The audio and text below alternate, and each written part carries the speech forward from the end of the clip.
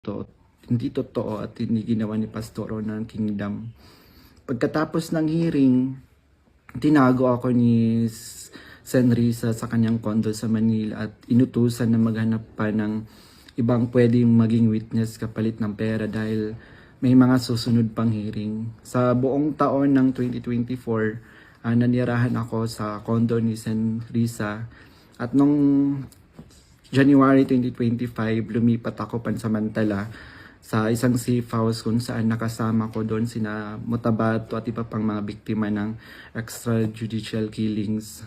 So, sa bawat research o information na aking naibibigay sa Senado, nakakatanggap ako ng rewards na 12,000 na ibinibigay ni Sen Risa sa pamamagitan ng kanyang staff na si Sir Ryan.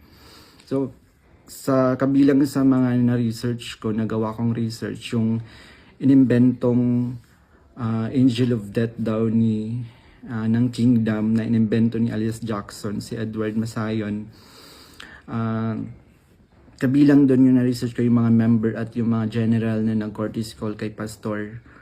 Nung August 29, 2024, nag-dinner meeting kami nila Blenda Portugal alias Amanda, kasama ang kanyang legal team na sina Attorney Joanna Paula Domingo at ng Office of the Special Assistant to the President at si Attorney Ian Interina at yung kasama yung abogado ko na si Attorney Ange May Bagudio sa isang hotel sa Quezon City.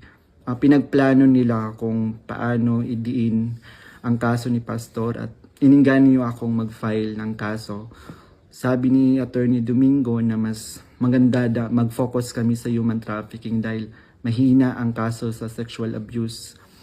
Sabi pa ni Attorney Domingo na matalik siya na kaibigan ni Attorney Pearl Angelica Canada na dating abogado ng Kingdom at dating namuno sa Jose Maria College. Ayon sabi ni Attorney Domingo, sabi sa kanya ni Pearl na umalis na sila sa Kingdom at alagaan mo daw si Amanda at siya na ang humawak ng kaso laban kay Pastor. Kasamang kanyang kapatid na si Attorney Lady Jade Canada at si Shishir Bandari sa US na nabanggit ko na kumontak sa akin upang siraan si Pastor.